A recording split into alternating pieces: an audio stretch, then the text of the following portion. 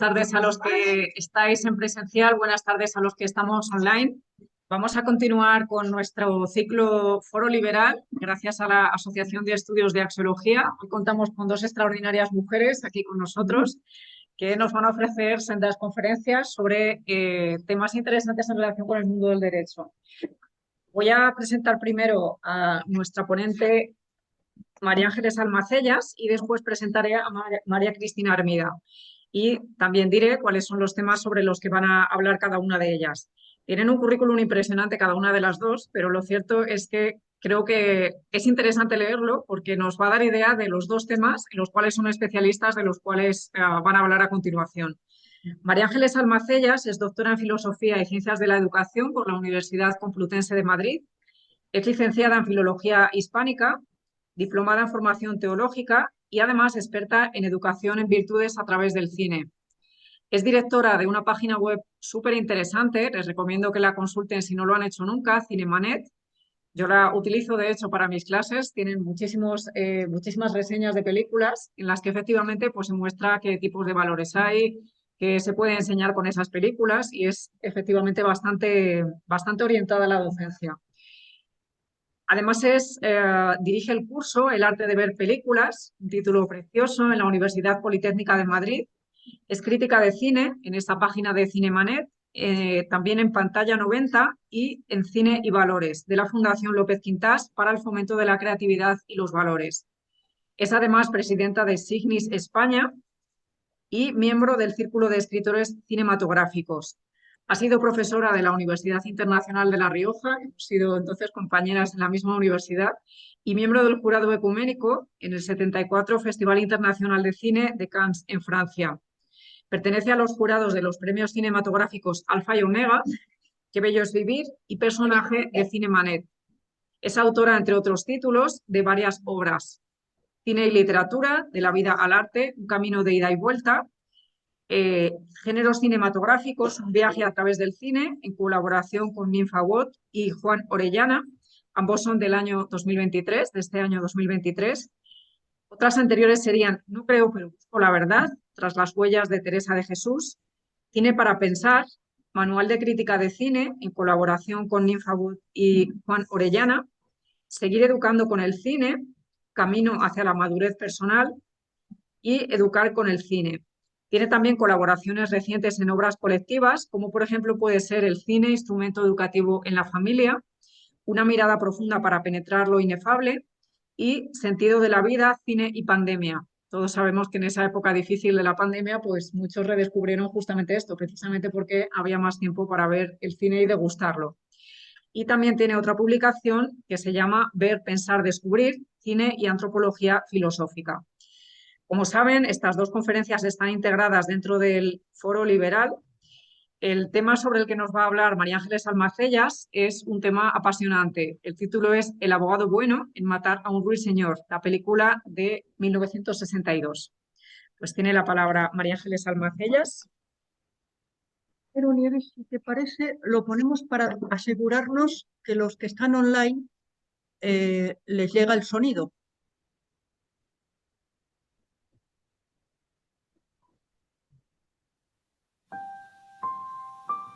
¿Cómo hacemos para saber? Preguntando. Sabe, por favor, si lo escuchan bien. ¿Se escuchan? Se oye perfectamente. Pilar, ¿se oye la música? Se oye. Sí, la música. Sí, se oye. No la voz. Sí, ¿Se oye la música? Sí. Vale. Vale, muy bien, gracias. Gracias.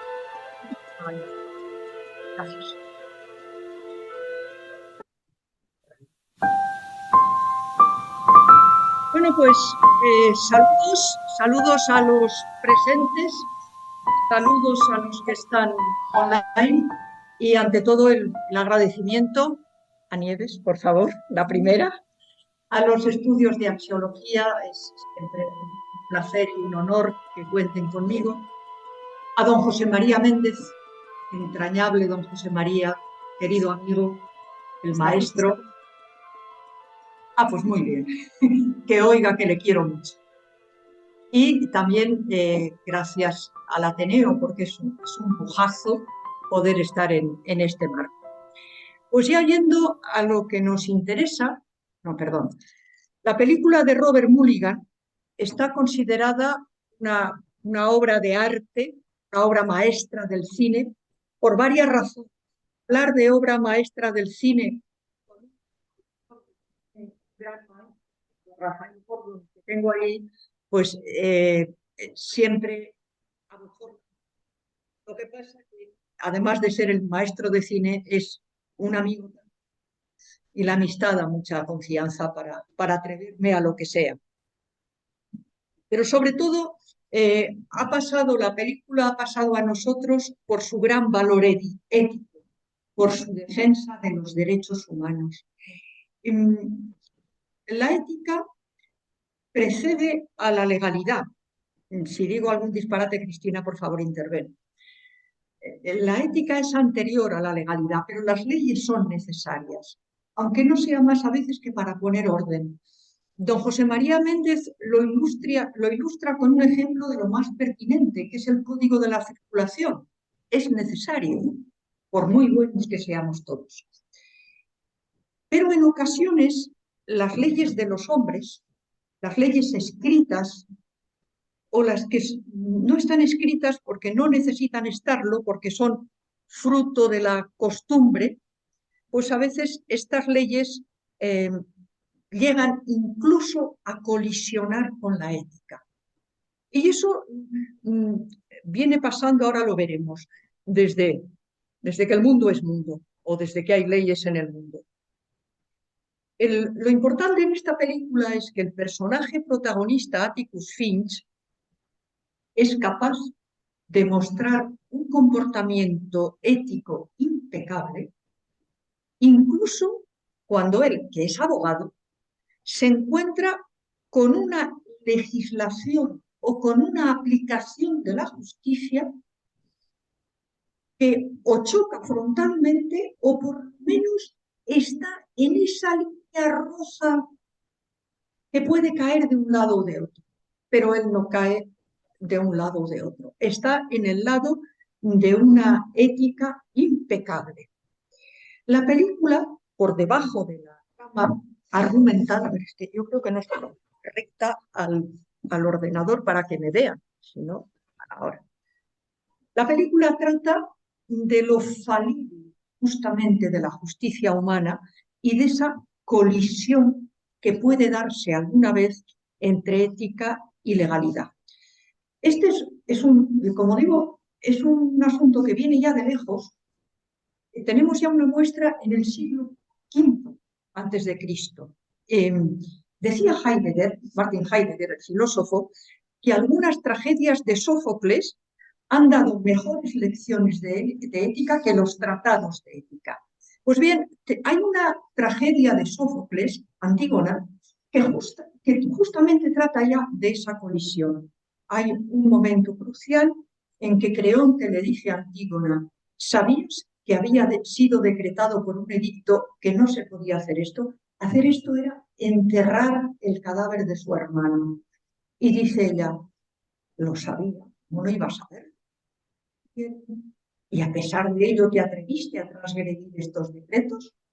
Y ahora fíjense en la respuesta de ella: no fue Zeus el que los ha mandado publicar, ni la que vive con los dioses de abajo, la que fijó tales leyes para los hombres. Hablando de la ética natural, no pensaba que tus proclamas tuvieran tanto poder como para que un mortal pudiera transgredir las leyes no escritas e inquebrantables de los dioses.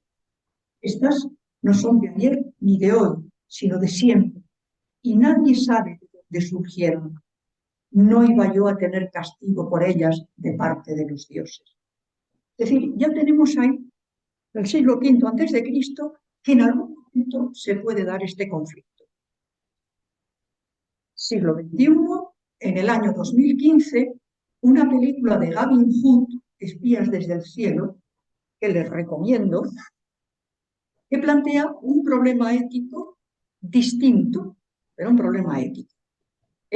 Ahí no es entre ética y ley, sino entre ética y un conflicto puntual.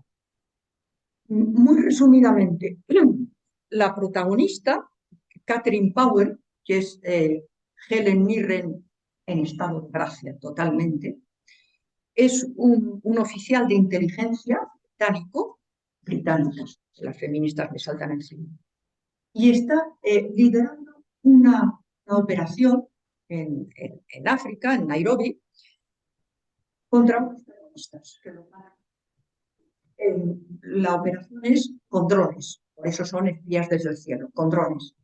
Y a través de unas ventanas los han localizado en su red. Pero, oh sorpresa, el grupito de los pocos terroristas están con toda una gran cantidad de explosivos, chalecos explosivos, porque justamente van a cometer actos terroristas suicidas. Entonces, cada uno de ellos tiene un pasado glorioso de muertes y ahora van como atentados suicidas con el chaleco. Entonces, la operación se cambia, ya no los van a capturar, el asunto es matarlos, no hay más remedio. El pequeño refugio está lleno de explosivos, ellos mismos, en cuanto disparan el primer tiro, aquello va a saltar los aires. Pero, oh sorpresa, a pocos metros del refugio hay una niña que está dentro. Y entonces, si los matamos, si hacemos explotar, matamos a la niña. Pero si no, van a morir cientos de personas. ¿Qué hay que hacer? Ahí tenemos gente rápida, o incluso un mal menor para evitar un mal mayor. ¿Y qué? Ya lo mato. Y lo otro todavía no se ha dado. Ahí lo dejo para que vean ustedes la película. Ya yéndonos nosotros a la película que nos interesa, el origen de la historia, ¿no? La película está basada en una novela de Harper Lee que tuvo con esta novela del mismo el premio Pulitzer en 1961. Ahí la vemos en una fotografía, en pantalla lo pueden ver, en una fotografía durante el rodaje con la actriz Mary Bachmann, en aquel momento una niña. Y porque ella disfrutó mucho, Harper Lee disfrutó mucho en el rodaje. Porque además el guionista Thornton Foote, que es un gran escritor, un maestro de los guiones, que obtuvo unos por adaptación. Y ella reconoció perfectamente su libro en el guión. Se estrenó en 1962, un año después de la publicación de la novela, y fue un éxito extraordinario desde el año hasta finales de 2023. De lo que pasará mañana no lo sé, pero hoy se solo en España está en 5 plataformas y es de las que se sigue viendo, sigue estando publicada en DVD, la gente la sigue comprando. Es decir, es una película que ha tenido mucho éxito. La línea argumental, antes ya hemos dicho de qué iba, sería la trama de fondo.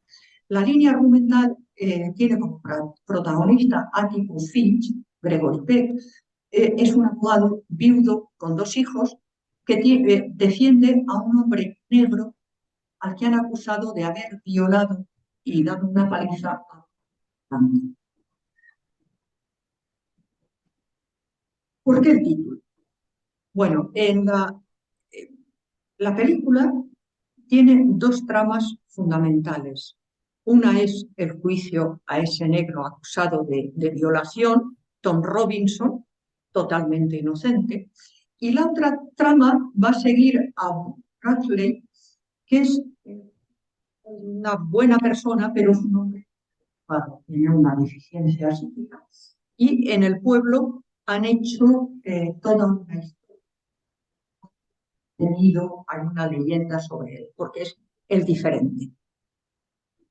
Atticus Finch recuerda en un momento hablando con sus hijos, recuerda las palabras que le dijo su padre cuando le regaló una escopeta. Y dice literalmente, me dijo que no olvidase que matar a un ruiseñor era un grave pecado. Supongo que porque los ruiseñores no hacen otra cosa que cantar con todas sus fuerzas para alegrarnos. Es decir, matar a un inocente. Con esa frase, con el matar a un ruiseñor. Si nos da tiempo, veremos la última escena, si no, no la veremos.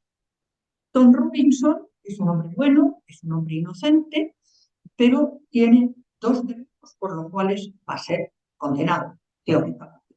Condenado por lo que lo han acusado que es falso, haber violado y haber... Pero hay 2 motivos por los que va a ser condenado. Uno es por ser negro y otro es porque con toda la inocencia, toda la limpieza, dice que la mujer que sin duda trató de ayudarla, sintiendo pena de una mujer blanca, que es su pena.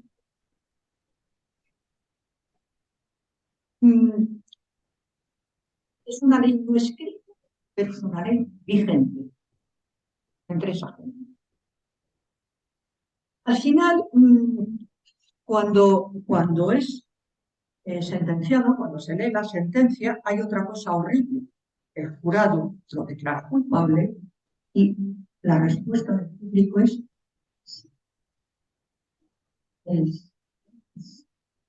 nadie protesta.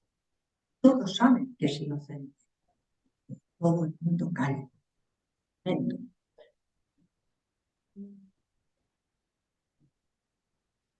La historia de Burt Radley, al final, no sé si nos va a dar tiempo a verla tampoco, pero ya os digo esto, al final de todo, los últimos minutos de la película, él va siguiendo a los 2 hijos del abogado, los va siguiendo de lejos cuando ellos llegan de un baile de disfraces en el colegio. Y el padre de la chica, presuntamente violada, que era él en realidad, que le había dado una paliza, se lanza para matarlos, los quiere matar para vengarse del padre y los quiere matar en la oscuridad, en una zona desconocida.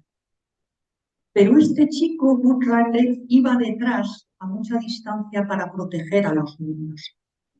Salta encima del hombre y el hombre acaba con el puñal que llevaba para matar a los niños, acaba con el puñal clavado y muerto en el suelo.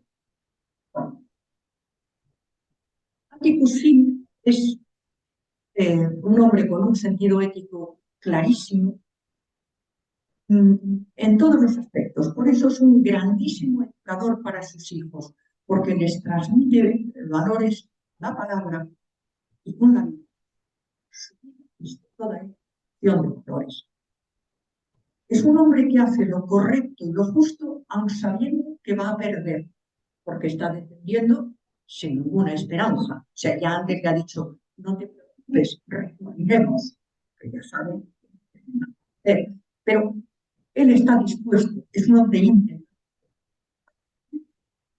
y mantenerse firme sin rendirse ante las presiones. Ha tenido todas las presiones, ha tenido presiones, ha tenido amenazas. Después incluso van a intentar matar a sus hijos. Es decir, la típica persona, de las que hay pocas, a las que quebrar. Pero no, que pasa gente así en la vida. Tiene una mirada limpia, y no me refiero al sino a la mirada del alma. Sabe que sus vecinos, a pesar de todo, a pesar del silencio, son buena gente.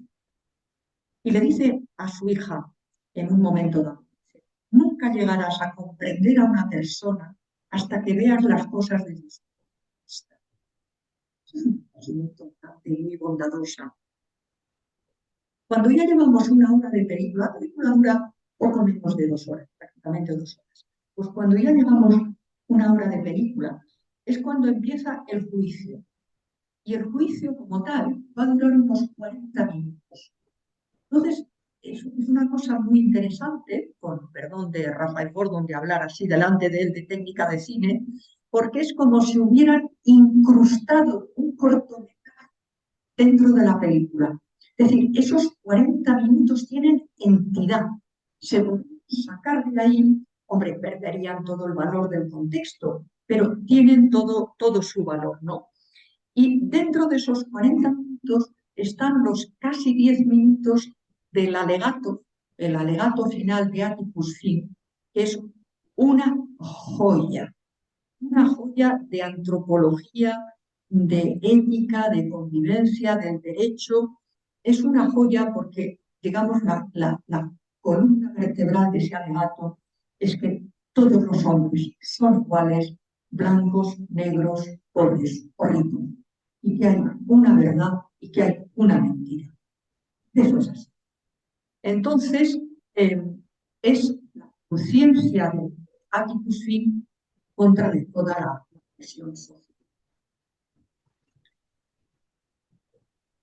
Vamos a poner el alegato y si los de online no lo oyeron bien, que protesten. Y aquí les vamos a enfocar esto para que oigan bien.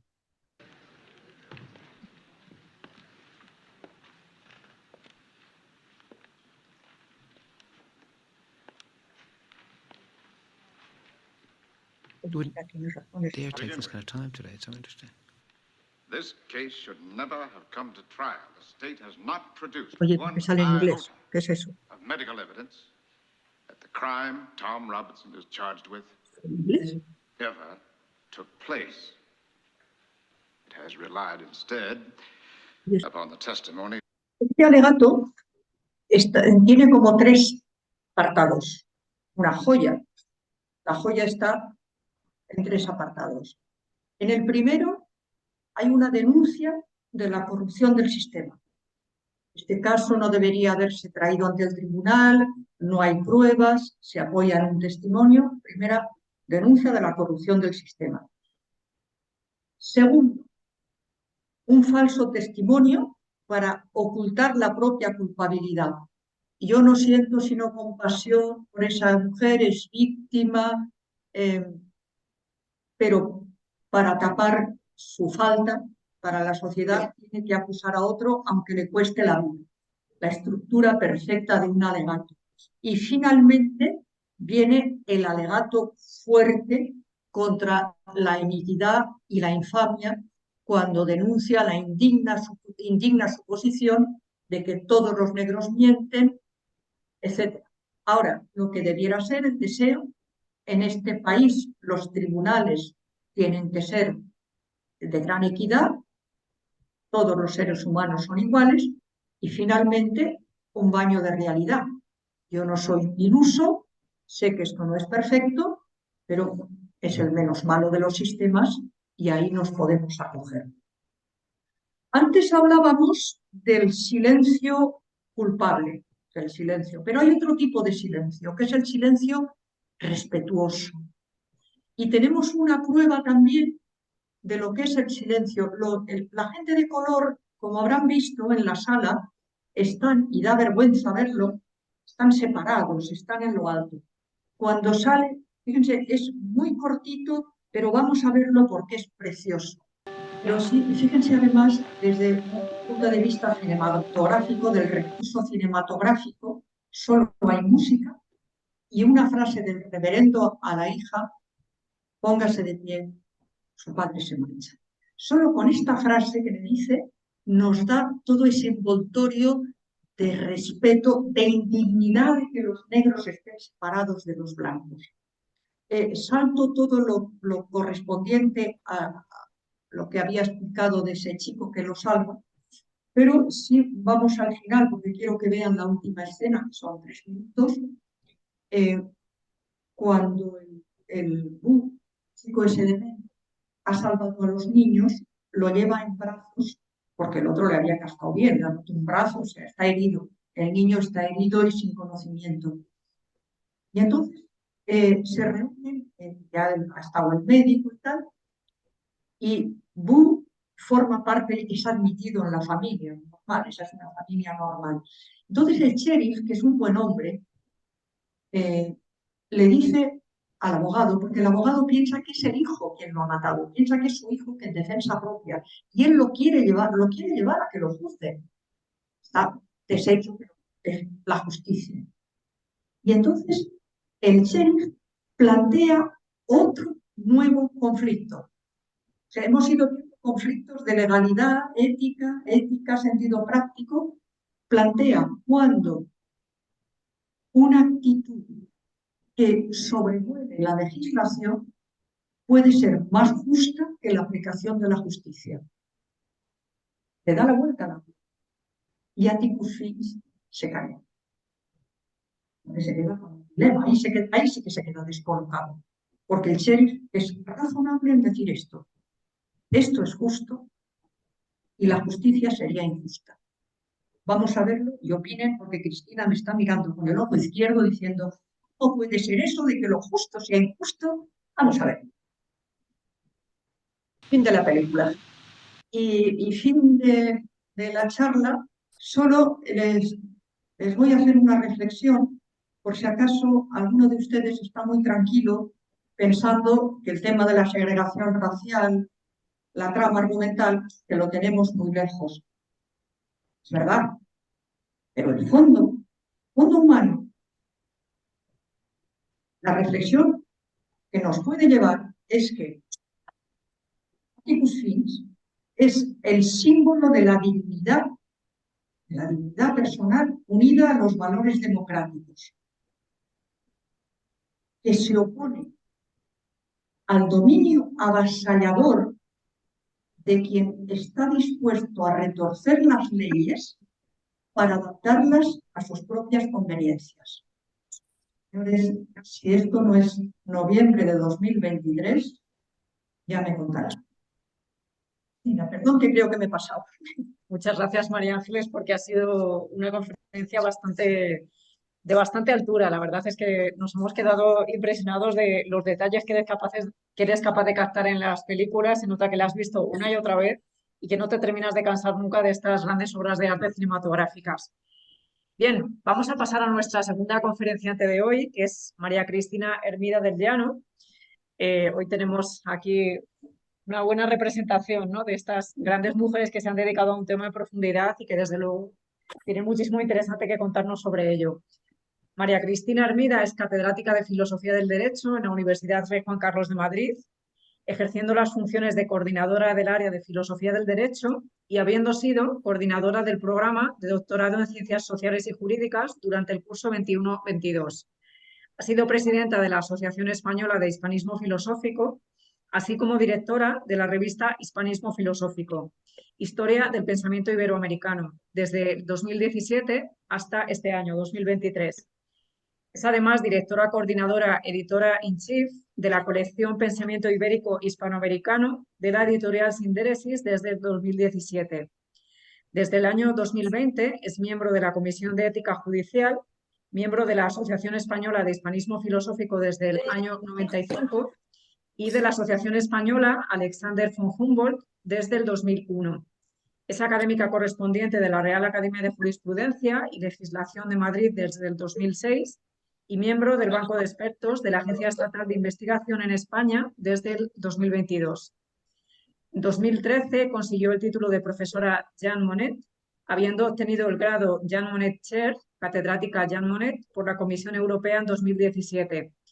Además, ha realizado numerosas estancias de investigación en el extranjero, entre otras universidades en la Universidad Libre de Berlín, en Alemania, en la Universidad Humboldt, también en Berlín, Alemania, en la Universidad Iberoamericana de Ciudad de México, en la Universidad Nacional de Taipei, Taiwán. Aquí hay alguien que tiene micro abierto. Vale, ahora creo que mejor.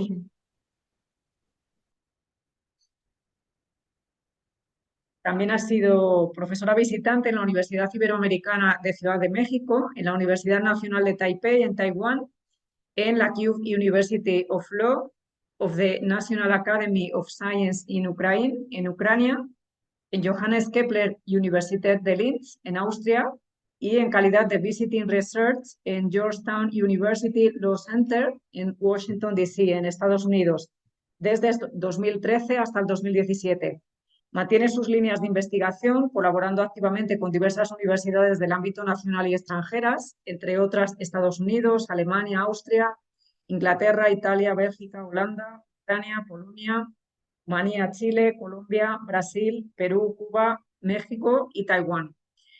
Además de todo esto, de toda esta actividad docente, todavía le da tiempo a Cristina a escribir. Es autora de varios libros, entre ellos José Luis López Aranguren, 1909-1996, Aranguren, estudios sobre su vida, obra y pensamiento, Filosofía del Derecho y del Estado, de Sócrates a Séneca, en 1999, y es coautora junto a Klaus Adomeit de Los Derechos Fundamentales de la Unión Europea en 2005. Era conjunto, perdón.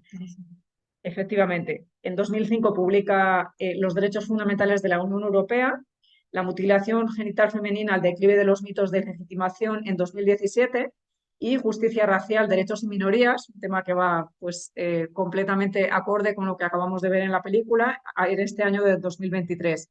Y además es autora de cerca de 100 capítulos de libros, más de 200 artículos sobre pensamiento español en el siglo XX, filosofía jurídico-política y derecho de la Unión Europea. También es es IP, investigador principal del Grupo de Investigación sobre Inmigración y Gestión de la Diversidad Cultural en la Universidad Rey Juan Carlos, considerado un grupo de investigación de alto rendimiento desde el año 2019. Es además coeditora de la Encyclopedia of Contemporary Constitutionalism, editada por Springer, y es IP del Proyecto de Generación del Conocimiento 2021, investigación no orientada del tipo B, titulado La libertad de expresión del juez en el marco del respeto a los principios de ética jurídica en España, habiendo liderado en los últimos años otros proyectos de investigación del ámbito nacional e internacional. Por acabar este extenso currículum, que creo que les da idea de la calidad de la ponencia que va a exponer, ha tenido además numerosas becas de investigación en el ámbito internacional. Muy bien, pues tiene la palabra nuestra ponente para hablar sobre el tema la concepción del juez bueno siguiendo la filosofía de Hannah Arendt. Toda la tecnología para que nuestros asistentes online puedan... Pues muchísimas gracias por la presentación tan extensa que no esperaba de mi amiga y colega Nieves Gómez Álvarez. Y bueno, aprovecho para felicitarla porque hace un poquito más de un año creo que estuvimos aquí, ¿verdad? María Ángeles Almacellas y yo, todavía no era presidenta, de manera que mi felicitación aquí explícita, ¿no? Aunque ya se lo dije en su momento por email. Y bueno, pues un placer estar hoy aquí con todos ustedes nuevamente en el Ateneo Escurialense. Gracias, por supuesto, no solo a la presentadora de esta sesión, que es Nieves, sino a don José María Méndez, que es el presidente, ¿verdad?, de la Asociación Estudios de Axiología, y si no es por él, pues no estaría yo hoy aquí. De manera que, aunque esté vía online, mi agradecimiento también a don José María y, por supuesto, a los asistentes que se han desplazado hasta aquí. Yo elegí este tema porque, como ha dicho Nieves, estoy actualmente trabajando en la Comisión de Ética Judicial y me pareció que podía ser quizás interesante, ¿no?, para el público en general, aunque no esté especializado en temas jurídicos, hablar de la diferencia que hay entre ser un buen juez y un juez bueno, porque son dos cosas, me parece a mí, diferentes, ¿no?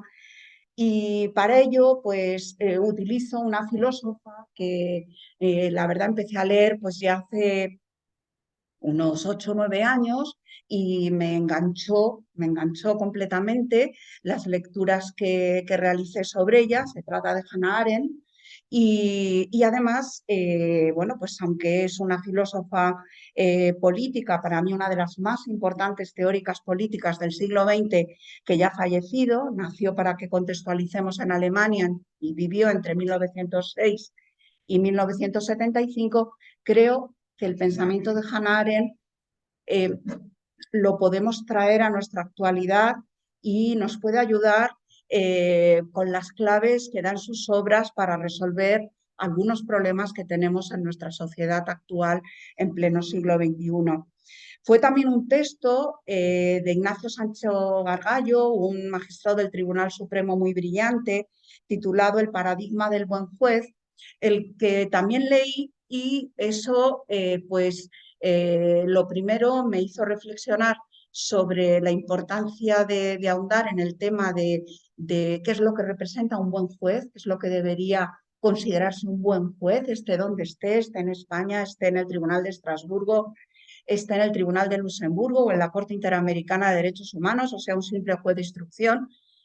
Y bueno, pues también recomendaría por ello al público este texto de Sancho Gargallo que se titula El paradigma del buen juez, que a mí fue lo que me sugirió, esa fue de alguna manera mi musa, para decir, bueno, pues voy a tratar de crear un arco entre esa figura del buen juez y lo que es un juez bueno.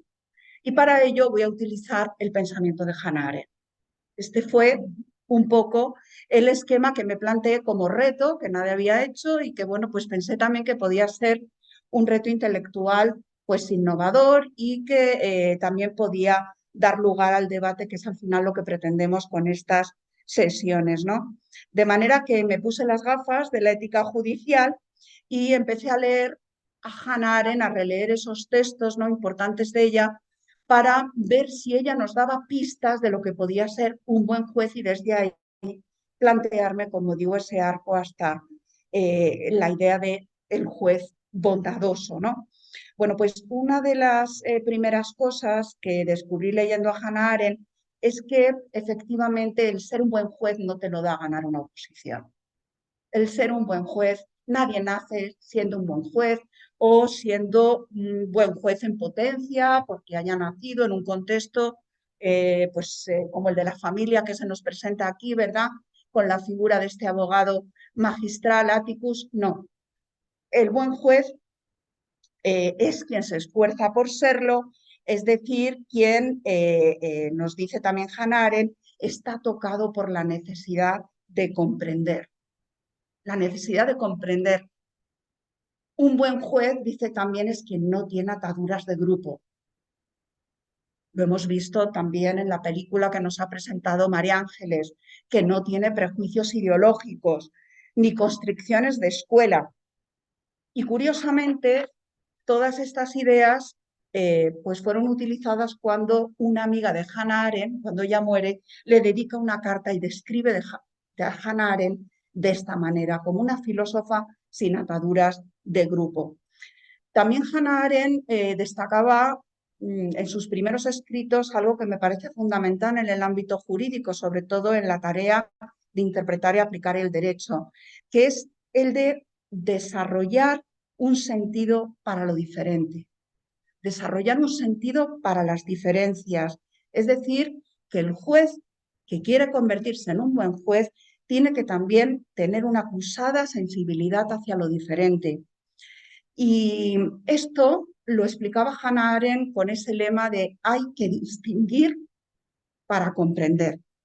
Solo con una buena distinción, es decir, desde esa idea de que no todo es igual, desde lo que llamamos los juristas el proceso de especificación, podemos llegar a comprender un caso, un conflicto jurídico que se nos plantee. De tal manera que cayó en mis manos, no sé si por casualidad, pues el 20º dictamen de 12 de septiembre de 2022 que publica la Comisión Iberoamericana de Ética Judicial, una comisión que funciona siempre en paralelo con la nuestra en España y además tenemos una magnífica relación entre la Comisión de Iberoamérica y la española. Hay que decir, bueno, pues en este dictamen, que también hay que reconocer que ellos han sido pioneros antes que los españoles en temas de ética judicial, encuentro que se está desarrollando una línea en Iberoamérica en esto que nos decía Hannah Arendt, en el proceso de especificación de la diferenciación en este dictamen referida a cuestiones de género. Y yo que había trabajado en la mutilación genital femenina, dije qué importante es que cuando llega una niña mutilada ante un juez, ese juez pues trate de diseccionar esa realidad que ha vivido esa niña, tratándola de una manera diferente a como trataría una niña que no ha sido mutilada. Por tanto, aquí nos está diciendo Hannah Arendt, entre líneas, que el juez tiene que ser un juez empático. Tiene que desarrollar la virtud de la empatía. ponerse en el lugar del otro, tener esa acusada sensibilidad hacia lo que es distinto, porque eso le va a acercar a una resolución más justa, podríamos decir. De tal manera que también es importante que el juez, desde la posición que ocupa como intérprete y aplicador del derecho, trate de despojarse de lo que son sus condicionamientos naturales, sociales, culturales que todos tenemos, porque eso a su vez le va a llevar a ser un juez que es imparcial, que está libre de prejuicios, porque sesgos tenemos todos, prejuicios tenemos todos. Nadie puede decir aquí que está libre de prejuicios. Quien lo diga es el más prejuicioso de todos. ¿De acuerdo? Pero sí que es verdad que tenemos prejuicios conscientes y prejuicios inconscientes. Bueno, pues el juez, porque es un intérprete y aplicador del derecho, y como decía Condorcet, tiene un poder terrible dentro de la sociedad, es quien te puede llevar a la cárcel, te puede privar de libertad, te puede quitar a tus hijos, ¿verdad? Te puede quitar tu casa, poner una multa de la que no te recuperes en tu vida, ¿no? Quiero decir que efectivamente ya los ilustrados hablaban del poder por antonomasia de los jueces. Y por tanto, nosotros como ciudadanos tenemos también el deber de exigir que quienes nos representan en el Poder Judicial preserven unos valores éticos. Y uno de esos valores éticos es precisamente el que está vinculado a la cualidad que tiene que tener éticamente un juez, que es la de la imparcialidad. El juez tiene que tratar en la medida de lo posible de ser imparcial. Y eso implica que tiene que despojarse de sus condicionamientos, de sus prejuicios. Lo explica muy bien Sancho Gargallo en su libro cuando habla, por ejemplo, del prejuicio de anclaje, es decir, cuando un juez está en un proceso, está escuchando y una de las partes dice algo que él identifica con una posición ideológica, con una posición cultural, y entonces echa el ancla y a partir de ahí va realizando una deducción hasta llegar a la resolución del caso conforme a su parámetro, a su condicionamiento, a su prejuicio. Bueno, pues creo que también es deber del juez cuidar de que esto no pase. Ser consciente de esos sesgos, ser consciente también de que el derecho no es neutral. El derecho ni es apolítico ni es neutral. La legalidad está fundamentada siempre sobre una base de legitimidad, una concepción de la justicia. Y como le digo yo a mis alumnos en clase, al final son concepciones de la justicia que están en lucha permanente a nivel mundial, a nivel local, lo vemos en España ahora. Y es muy importante que seamos conscientes de que la legalidad que al final se impone tiene detrás una carga ideológica, una carga valorativa, una carga axiológica, nunca mejor dicho, ¿no? En honor a la asociación por la que estamos reunidos, que no se puede, digamos, minusvalorar. Por tanto, fíjense que Arendt es judía, es una filósofa política judía, es exiliada política, tiene que escapar con su madre porque su padre muere cuando ella tiene, creo recordar, 7 años. Y se van a Ginebra, después a París. En París ni siquiera puede hacerse residente legal ni empadronarse porque está perseguida. Huye a los Estados Unidos. Quiero decir que no me extraña nada que ella considerara que se había convertido en una ciudadana en la que realmente no existía la titularidad del derecho a tener derechos. Era una mujer que reclamaba el derecho a tener derechos, porque se consideraba que había sido despojada de los derechos humanos más básicos y que, como saben, pues están recogidos en declaraciones de carácter sobre todo ético. Es muy interesante que Hannah Arendt, partiendo pues, de este mundo que a ella le tocó vivir y que sufrió en sus propias carnes, considerara que la filosofía que podía sacar de esa situación de caos, ¿no?, en la que ella se había visto envuelta, ¿no?, simplemente por su origen judío, ¿no? No era la filosofía de Heidegger. No era la filosofía de Heidegger. Se habla de la relación tan estrecha porque ella fue alumna de Heidegger, se habla de... fue amante de Heidegger, pero sin embargo ella dice algo que me parece trascendental, y es que dice: la filosofía de Heidegger está hecha desde el ser para la muerte. Sin embargo, yo me apoyo en la filosofía de Jaspers, quien sería su director de tesis, quien llevaría a cabo con ella una tesis doctoral preciosa sobre el amor, el concepto de amor en San Agustín. Y lo que nos dice Hannah Arendt es que en Jaspers encuentra fundamento filosófico para salir de ese mundo que defiende pues, la corriente nihilista, la corriente del relativismo moral, que entonces ya estaba muy fuerte en boga en Europa.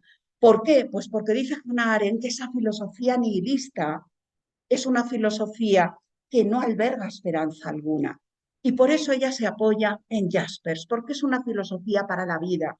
Y esto me gusta y creo que es bueno traerlo a nuestro siglo XXI. Y además dice algo también que creo que merece una reflexión, y es que el hombre es muy importante, y más si eres el juez, tienes el poder ese terrible que decía Condorcet, de poder privar de la libertad a un sujeto, ¿no?, con una sentencia. Es muy importante que no caigamos en el concepto que ella una y otra vez repite de lo superfluo. Lo superfluo. ¿Qué es superfluo para Hannah Arendt? ¿Y por qué el juez, un buen juez, es ser un sujeto superfluo? Porque el sujeto superfluo, dice Hannah Arendt, es el sujeto que en realidad es un cadáver moral viviente. Qué paradoja, ¿no? Bueno, pues ella asocia el concepto de lo superfluo, que es lo que ocurre en la Alemania nazi, con esos cadáveres vivientes que van por la vida, nunca mejor dicho, ¿verdad?, valga la redundancia, sin un apoyo ético, sin un apoyo moral. Y por eso dice: un buen juez no puede caer en el concepto de lo superfluo, no puede convertirse en un cadáver moral viviente. El juez tiene que ser una persona que vive en un esfuerzo de perfección sobre sí mismo. Es un esfuerzo de perfección moral. Y curiosamente, en este año 2003 salió a la luz un trabajo maravilloso de Agustín Serrano de Haro, que recomiendo aquí a todos, de la relación que tuvo Hannah Arendt con España. Y miren por dónde Hannah Arendt recibió la influencia de Ortega y Gasset. Recibió la influencia, no llegaron a conocerse nunca, pero sí que leyó a Ortega. Sí que leyó a Ortega. Y por eso ella utiliza, y es bonito para los españoles encontrar estas conexiones, encontramos en Hannah Arendt también la diferencia entre las ideas y las creencias, una diferenciación que saben muy bien aquí todos, nos hace Ortega. Y encontramos también en Hannah Arendt la diferencia entre, bueno, la élite orteguiana y las masas, ¿no?, en el libro, ¿verdad?, de la rebelión de las masas. ¿Y qué dice Hannah Arendt en relación con estas cuestiones que podemos aplicar a los jueces? Pues lo primero que dice Hannah Arendt es que el juez tiene que estar dentro de lo que llamaba Ortega la élite social, pero que la élite social no la forman los más ricos.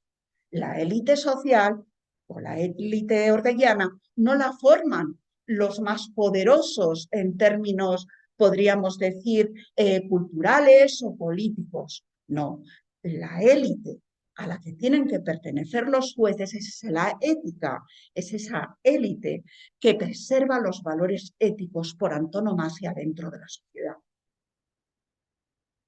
Y esto creo que merece una reflexión. También nos dice Hannah Arendt, relacionándolo con Ortega, que efectivamente los jueces, como forman parte de esa ética, tienen que estar en comunicación con el pueblo, con las masas. ¿Para qué? Para educarlas. Es decir, para educarlas. Es decir, que el buen juez tiene que ser también un buen pedagogo. Tiene que ser un buen educador. Y si esto lo trasladamos a la práctica judicial, un buen juez no podría, bueno, pues redactar sentencias ilegibles para el ciudadano común o tan extensas que nadie es capaz de leerse una sentencia relevante en este país porque te llevaría media vida entenderla y leerla, las dos cosas. Bueno, pues ya Hannah Arendt nos da también pinceladas de cómo tiene que jugar esa combinación entre la minoría selecta y las masas. Y también, esto para mí fue muy revelador, Hannah Arendt, bueno, pues como era también una estudiosa, ¿no?, de la historia norteamericana por su condición de exiliada que le lleva a vivir en Estados Unidos y a trabajar para el periódico The New Yorker, fíjense que señala en uno de sus textos, concretamente en uno que se llama On Revolution, de 1963, sobre la revolución, que es importante recuperar el espíritu revolucionario que tuvieron los norteamericanos y que tuvo, por ejemplo, el tercer presidente de Estados Unidos, Thomas Jefferson. Igual que lo tuvieron los revolucionarios franceses en el ámbito continental, ¿no?, en Francia. ¿Y por qué para ella es importante recuperar ese pato revolucionario? Porque dice que si los ciudadanos dejamos de preocuparnos por los asuntos públicos, perdemos ese pato revolucionario a nivel individual, lo que al final se produce dentro de la sociedad es una situación de despotismo colectivo. De despotismo colectivo. Tan malo, dice Hannah Arendt en palabras literales, cuando no peor, que la tiranía contra la que se habla o contra la que se habían rebelado los revolucionarios. Por tanto, los jueces, como parte integrante del engranaje del Estado democrático, tienen el deber moral de promover el espíritu público y además animar a que los sujetos no seamos indiferentes frente a los asuntos públicos. Esto también, como digo, lo señala Hannah Arendt. También nos habla de que los ciudadanos tienen que tener presente que a la felicidad se llega por dos vías. La felicidad tiene una dimensión individual, pero la felicidad también tiene una dimensión pública. Esto ya también lo decía Aristóteles, de tal manera que los jueces, ¿verdad?, van a tener también que crear ese arco que va desde la justicia, ¿verdad?, a la felicidad colectiva. Y esto dice que también es importante que el ciudadano lo sepa. Lo que yo me planteé después de configurar esta idea del buen juez, un juez que, ¿verdad?, se debe pues a la imparcialidad, que se debe, como aparece aquí el abogado en Matar a un ruiseñor, a la integridad, ¿no?, a la integridad moral. El juez tiene que ser un sujeto íntegro.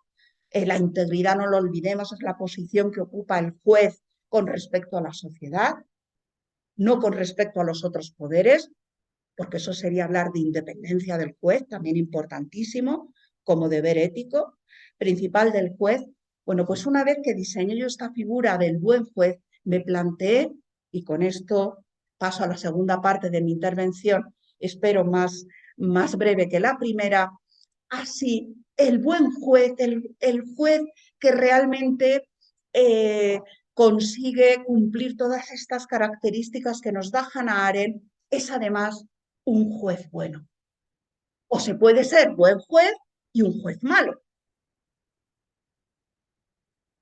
Bueno, pues, si me permiten, una mala persona, podríamos decir. ¿Se puede ser buen juez, un juez técnicamente intachable, que responde a estos deberes éticos que nos señala Hannah Arendt y sin embargo ser una mala persona? Es decir, un juez malo. ¿O el buen juez necesariamente cuando es buen juez se convierte en un juez bueno? Esta era la cuestión que yo me planteé a partir de estas lecturas. Les adelanto de entrada que a la conclusión a la que llego es que el buen juez necesariamente es un juez bueno. De la misma manera que el juez malo necesariamente va a ser un mal juez. ¿Por qué? Ahora trataré de desarrollarlo a partir de las ideas de Hannah Arendt, pero ya les digo que parto antropológicamente de una concepción del ser humano como sujeto que tiene unidad moral. Sinceramente he reflexionado mucho sobre este tema y creo que no se produce en los seres humanos esa esquizofrenia de que seamos un sujeto en el ámbito profesional y otro distinto en el ámbito privado. Estoy recordando ahora, como sé que hay aquí gente experta en cine y más, no solo este director Gordon, sino María Ángeles Almacellas, que nos ha dado esta maravillosa conferencia. Bueno, pues estoy recordando la película, ¿verdad?, que hizo Bardem, del Buen Patrón. Y viendo la película de Bardem, yo decía, qué curioso que están haciendo una película sobre lo que yo estoy trabajando relativo a los jueces, ¿no? Y ahí se veía, pues, cómo Bardem, ¿no?, este empresario, trata a los empleados como si fueran sus hijos. Bueno, pues no se trata de paternalismo. Yo no estoy hablando de paternalismo, que es lo que planteó la película de Bardem, sino de algo, me parece a mí, si me permiten, más profundo. Y es que cuando Hannah Arendt se entera de que van a juzgar en Jerusalén a Eichmann, es decir, al teniente coronel de las SS, que había metido pues, muchísimos judíos en las cámaras de gas, recibiendo órdenes que, como ha dicho antes María Ángeles, formaban parte de la legalidad nazi, de la legalidad imperante en la Alemania de entonces, pero que, sin embargo, para cualquier sujeto se estarían, ¿verdad?, al aplicar esas leyes válidas y legales, vulnerando principios esenciales de, si me permiten, de la convivencia humana, ya no digo de la ley natural, como diría Antígona, ¿no?, en ese pasaje tan bonito que ha traído también aquí María Ángeles. No, pues Hannah Arendt se desplaza a Jerusalén para hacer de reportera y tratar de descubrir lo que hay detrás de la maldad. ¿Qué hay detrás de la maldad de un criminal nazi que ha exterminado, ¿verdad?, sistemáticamente a tantísimos sujetos y no le ha temblado el pulso? ¿Qué es lo que hay detrás? ¿Es una maldad demoníaca? ¿Es la maldad de Ricardo III? ¿Es la maldad de Lucifer? Se pregunta Hannah Arendt en sus escritos. Bueno, pues ella descubre que efectivamente la maldad de la que bueno, pues hace gala este sujeto, Eichmann, es una maldad que hace entender mucho mejor lo que les decía al principio, el concepto de lo superfluo. Y por eso titula su escrito La banalidad del mal. El mal es banal. El mal es banal. Y cuando la gente intenta hacer inteligible la maldad de Eichmann, ella dice, su maldad es ininteligible. Es ininteligible. Es ininteligible. ¿Por qué? Pues porque ha perdido Eichmann su brújula moral. Y esto también me parece una idea muy importante del pensamiento de Hannah Arendt. Ella nos habla de que todos tenemos una brújula moral. Todos tenemos, aunque sea intuitivamente, ¿verdad? La idea de lo que está bien y de lo que está mal, de lo que es correcto y de lo que es incorrecto, de lo que es justo y de lo que es injusto. Y el problema que observan Eichmann y Hannah Arendt es que este sujeto perdió su brújula moral. Interesante también lo que nos dice, que me parece una profundidad impresionante. La tentación que tenemos como seres humanos no es una tentación a poder hacer algo mal. No, la tentación es hacia el bien siempre. Por tanto, si lo llevamos a los jueces, el juez malo es el que no ha caído en la tentación de hacer el bien. Porque lo que es tentador para los seres humanos no es hacer el mal, es resistirse a hacer el bien. No nos podemos resistir a hacer el bien. O sea, fíjense cómo cambia el planteamiento. Bueno, pues ella entiende la bondad de una manera muy diferente a como la entendió Kant. ¿Por qué? Pues porque para ella la bondad tiene que ser comprendida en términos absolutos. Hannah Arendt nos dice que no hay una bondad instrumental. Cuando tú eres bueno, lo eres bueno categóricamente en términos absolutos. No es una bondad para conseguir algo. Es una bondad, dice ella, incondicional. Y por tanto, siguiendo este tren de pensamientos, el juez malo sería aquel juez que no seguía por un criterio de bondad incondicional.